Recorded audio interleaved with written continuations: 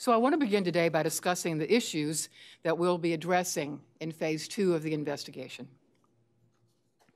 Based upon what we've learned so far from the data and information provided to us, and from the years of Commission experience with these issues, we identified several areas to address: frustrations and conflict in the system of demurrage and detention collection. I want to take this opportunity to thank the many carriers and terminals who took their responsibility seriously. They responded thoughtfully to our questions and provided substantial amounts of useful data and information and suggestions. I appreciate the time and effort and expense they put into those responses. They were exceedingly helpful to us as we deliberated on the areas highlighted for action in the interim report. Our investigation staff and I reviewed and analyzed that data, the parties' responses, and the documents provided. We will continue to mine that information going forward. Based on our review, we identified the following issues for further development, as you've read. First, transparent, standardized language for demurrage, detention, and free time practices. A lack of transparent standard terminology can obscure what exactly a shipper is being charged. Use of terminal space or of carrier equipment, and by whom. Some lines have recognized that a lack of transparency of terminology is a problem, and we believe that there is value in further addressing this issue for U.S. trades as a whole. Second is clarity, simplification, and accessibility regarding billing practices and dispute resolution practices. Too often, shippers do not understand the details of carrier or MTO charges or how to dispute charges they believe are unwarranted. Easy access to the relevant information posted on a website could improve customer service and lower all parties' administrative costs. Third, guidance regarding the types of evidence relevant to resolving disputes. When shippers seek mitigation, waivers, or refunds of demurrage or detention, it can be harder than it should be to know what evidence would be enough to support those requests. Again, customer service and administrative costs and efficiency could benefit from appropriate guidance. Fourth, clarity concerning a carrier and marine terminal to give shippers reasonable notice of container availability and to provide a reasonable opportunity to take delivery of cargo. This subject, the nature and extent of a carrier's obligation to provide that reasonable notice and reasonable opportunity, will probably be the central focus of phase 2.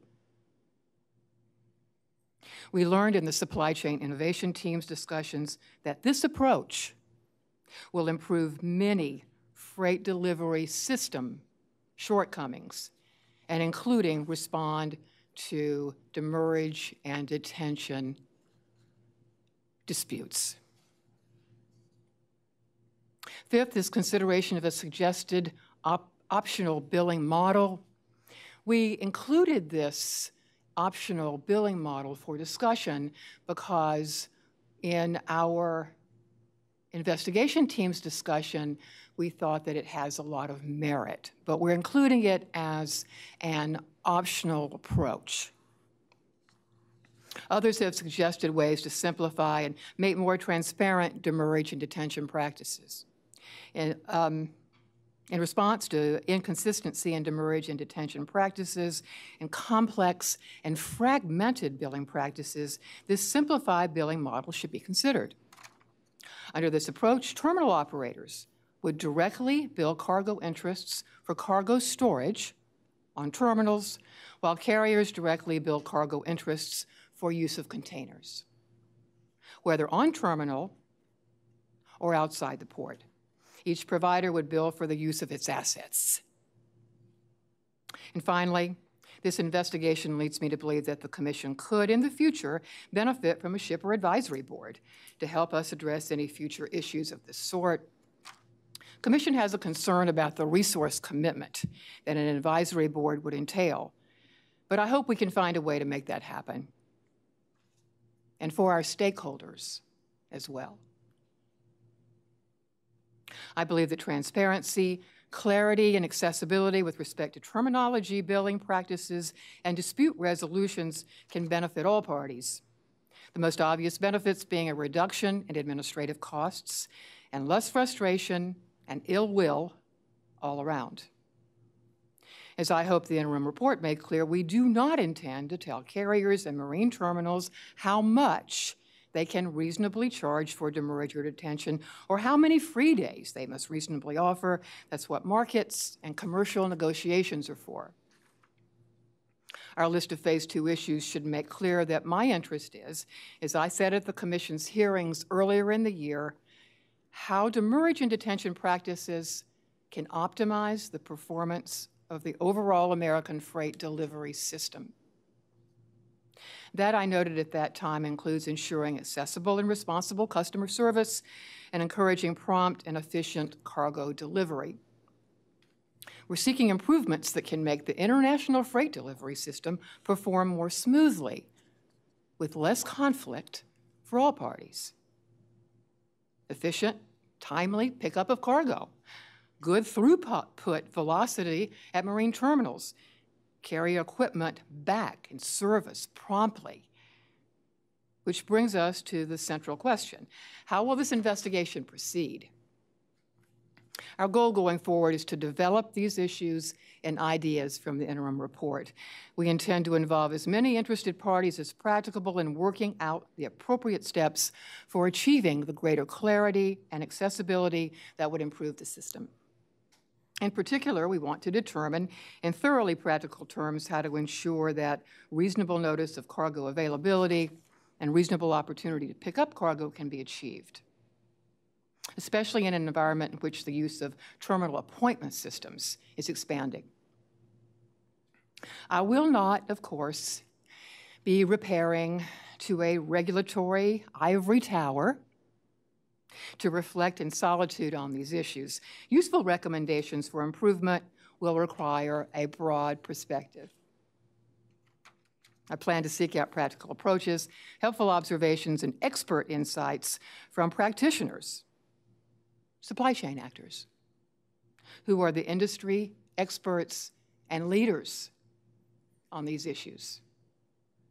I expect to begin with those who have so far been most helpful and thorough in their comments and in providing information during Phase 1. They've shown the sort of interest and willingness to engage that is, in my view, needed in Phase 2. I've already heard from quite a few carriers and terminal leaders who say they want to participate, who want to help improve these practices.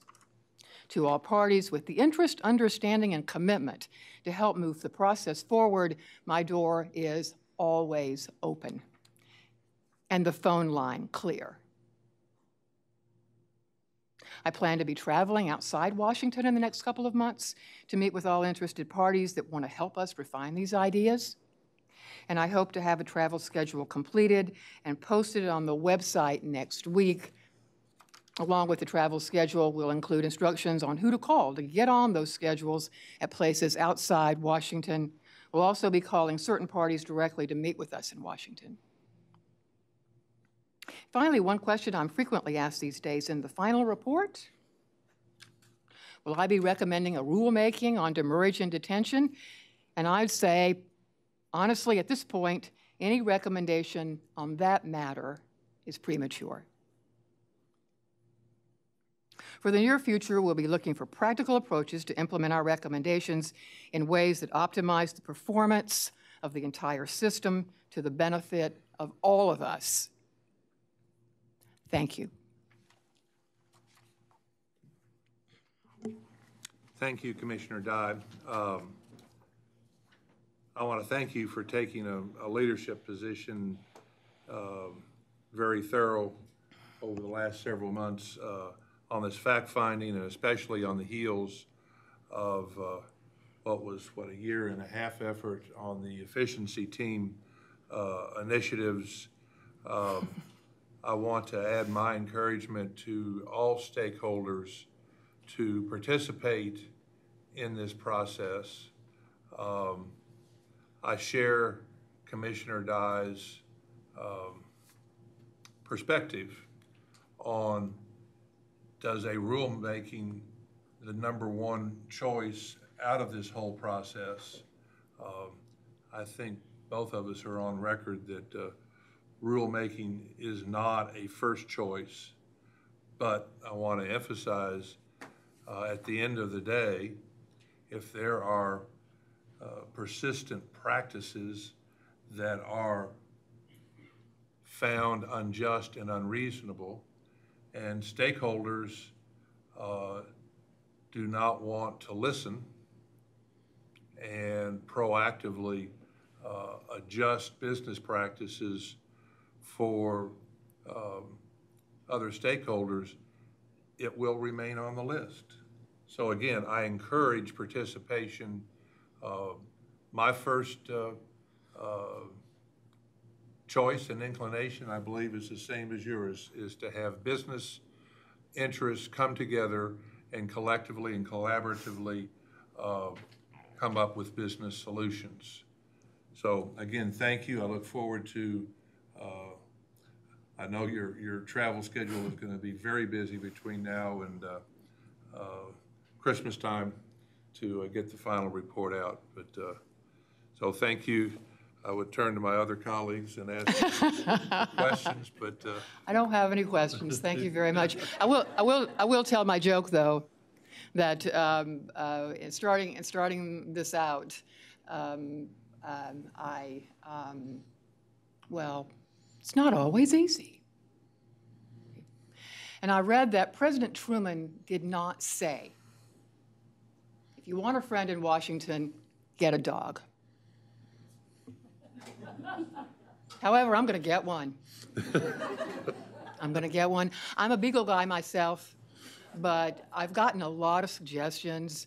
Right now, Golden Retriever is heading the list, but if you want to vote, it's still open. Thank you. It is always a pleasure to work with you. I have enjoyed it, and I look forward to it. Thank you. Thank you. Madam Secretary. If you're ready for the next item, this will be an update on the Regulatory Reform Task Force presented by the Managing Director, Karen Gregory.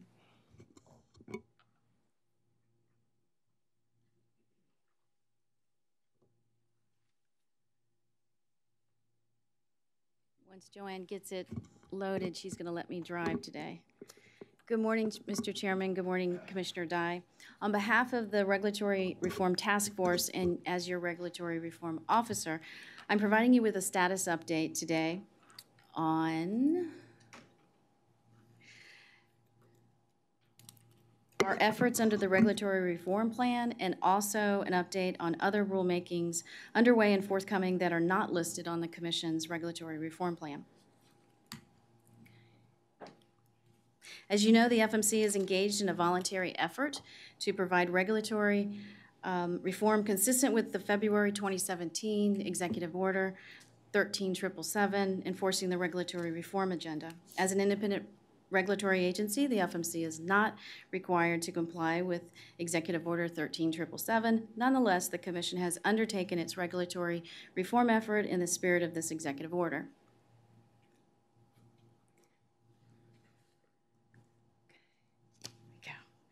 In May 2017, to assist the task force, the Commission's task force in developing a regulatory reform priority plan, the Commission issued a notice of inquiry to seek public comment on FMC regulations that eliminate jobs or inhibit job creation, are outdated, unnecessary, or ineffective, impose costs that exceed benefits, create a serious inconsistency, or interfere with regulatory reform initiatives and policies.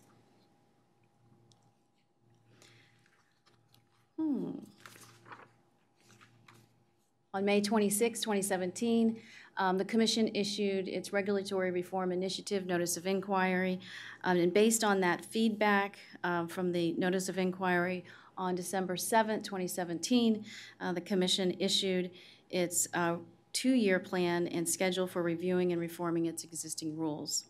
With the exception of two regulations that fall into the administrative procedures category, the regulatory reform plan includes all Commission rules or programs that require the Commission's regulated entities to comply with or otherwise create a filing, reporting, application, or publication requirement.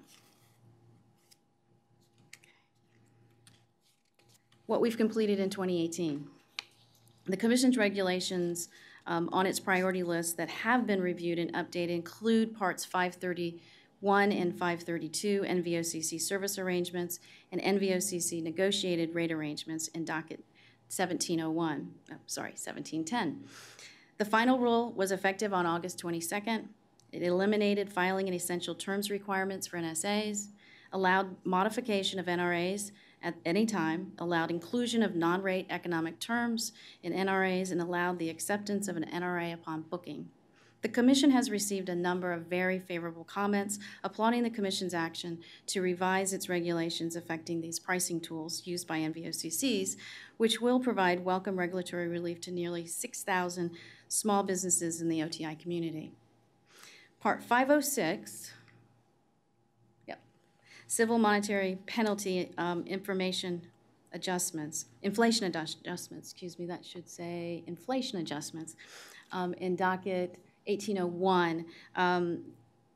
Annually, all agencies must update its civil penalties and post those new civil penalties by January 15th. By direct final rule, the Commission timely completed this rulemaking in January 2018. Okay, so what we have in progress, we currently have 3 reviews underway. Part 504, Procedures for Environmental Policy Analysis. The staff is preparing recommendations to make updates consistent with NEPA and CEQ guidelines. We also are working on Part 515, Licensing, Financial Responsibility Requirements, and General Duties for OTIs.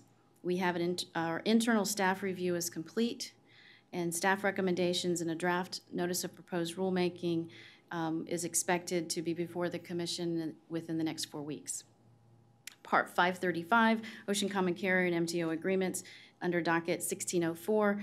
The staff updated staff recommendations are under review. Okay. So for 2019, what we have planned, we have 4 additional reviews planned during 2019. Part 520, which is the carrier automated tariffs. Part 525, MTO schedules. Part 530, service contracts. I will mention that on September 11th, the World Shipping Council filed a petition for exemption from the Commission service contract filing essential terms and publication requirements. P318 was published in the Federal Register on September 18th, and we provided a 60-day public comment period. Comments are due November 19th. In preparation for the review of Part 530 and anticipation of this filing, staff have already started initial review and are preparing materials for internal discussions. Part 540, PVO financial responsibility review of those regulations are also planned for 2019.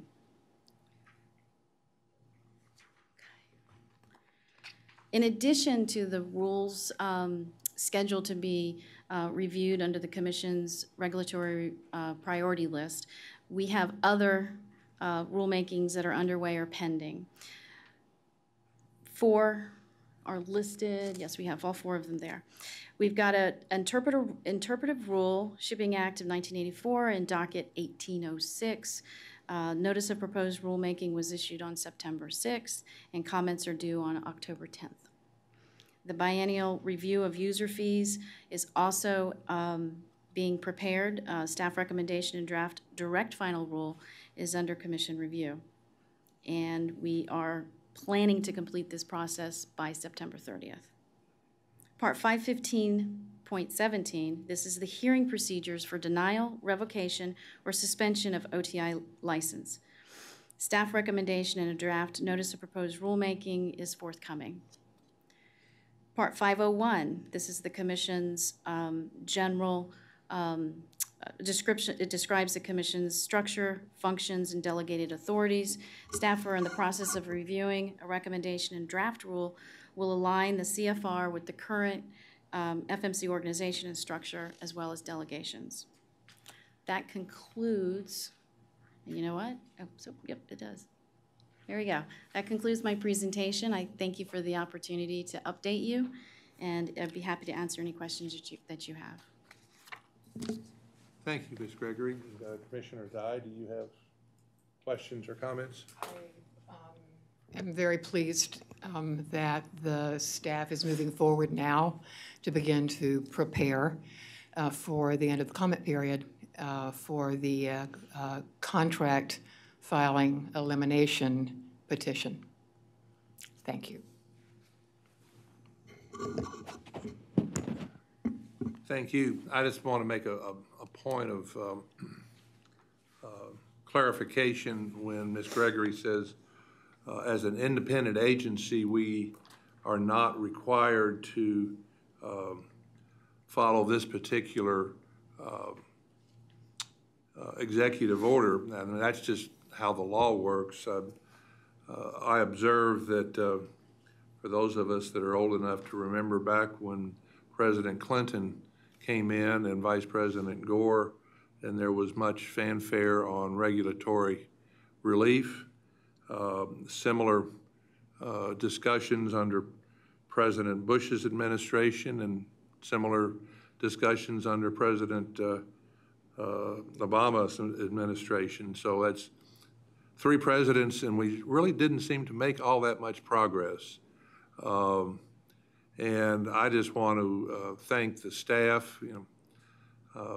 I've certainly, from my position, have encouraged everyone, but I've been really pleased at how the staff has embraced this effort.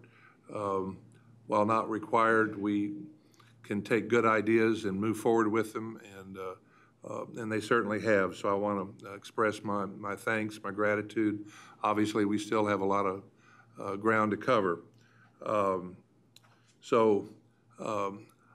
the World Shipping Council that comes right on the heels of the NVO filing relief, I just want to check with my reg reform officer. We put that schedule together and sort of racked up all the various things a year and a half ago. That doesn't mean it was set in concrete. I understand we have just a couple that are almost ready to come before us, the commission. But could you give me a schedule as to when we might have P318 presented to us so that we could begin our in-house deliberations? I'd be happy, sir, to take a look at what we have before the commission currently and timeline that out, and also what we have coming up that's about ready to be presented to the commission. And that would give me a better idea of when we would be able to come back to you with staff recommendations on P318, I think it is, P318. We are expecting to have at least one of the rulemakings that on 515 that I mentioned earlier to you within the next few weeks. And I would defer to the general counsel on a couple of the other ones. I think several of those are on that list of 4 are very close as well. As I said earlier, we have already started looking at doing the research, reviewing 530, and putting together materials for the internal discussions. So could I come back to you and what would you? Let's say by November 1, at least give me and Commissioner Dye a time, a thoughtful time frame, given the we only have so many staff members that can work on these rules, and so we do get nautical term 2 blocks sometime. How do you get more work out of the staff we have? But by November 1, do you think you could have that timeline to us? Yes, sir, I can. Okay. I can do that. We'll shoot for that then. That acceptable to? It is, of course.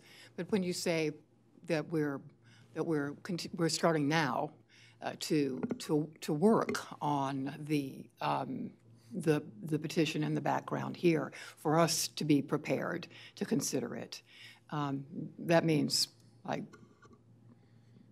starting now, right, to work on it.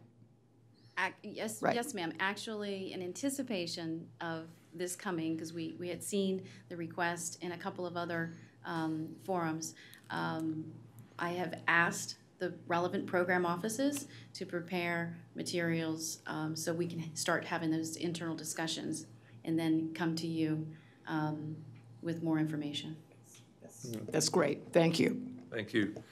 And I'll close with, as I look out across the room, all the various stakeholders that are represented here today, good rulemaking comes not only from good staff work here inside the commission, but good rulemaking comes from participation from all of our stakeholders, and you all have been always faithful and helpful, and I encourage you to, I think it's mid-November that P318 closes, so please bring your comments to us. Thank you. I don't have anything else on that. I think we're ready for our third item. Madam Secretary. We're going to move people around a little bit. Our final item today is a presentation of our newly redesigned website, www.fmc.gov. Katie Megan from the Office of the Secretary will present this, but first I want to just mention that we in my office are very excited about this project, of course, and we're looking forward to its launch in late October. I also wanted to acknowledge and appreciate the support of the FMC's Office of Information Technology on this project and on our web management going forward. I'm going to turn it over to Katie Megan. Is that on? Push the button. You have to push the button. It's my first time at the table. I'm excited. Thank you.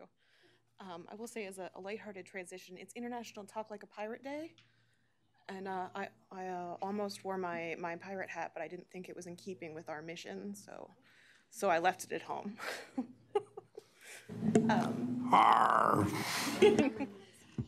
Okay.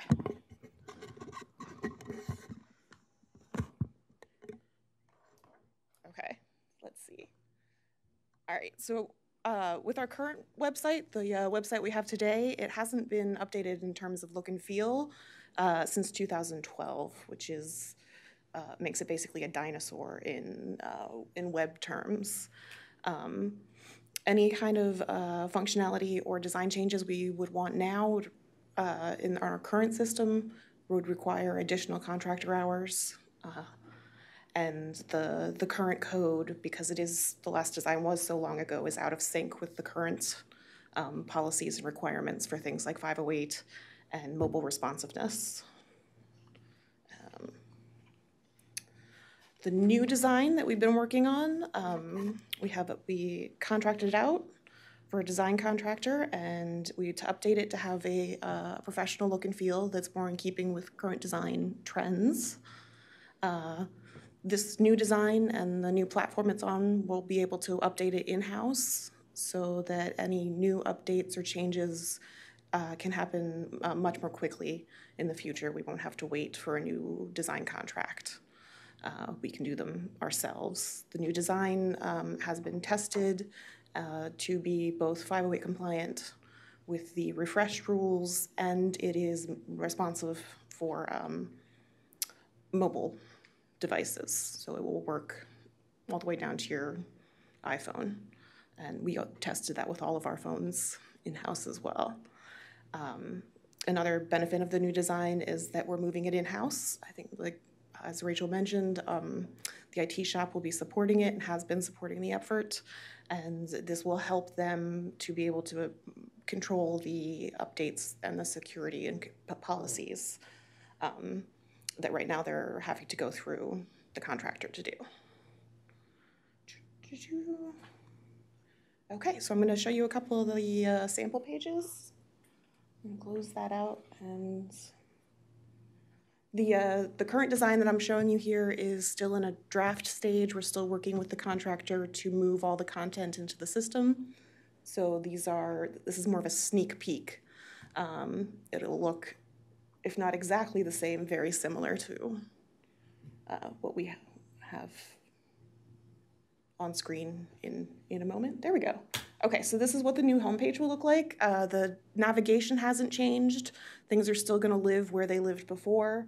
We've really just updated the design and moved things more towards the top of the page that we know from our evaluation of metrics that people are clicking on. These are the pages that users view the most. Can you move to the next one? So this is our OTI status updates that we get weekly. We've made this an HTML page instead of the PDFs that we have now. This is going to make it much more searchable for users to find the individual companies, both within our search engine and within bigger engines like Google and Bing. We've updated the commissioner pages to sort of highlight the contact info at the top. And if you could actually scroll down to also have a space to highlight things like special projects. Like, can you scroll down the page?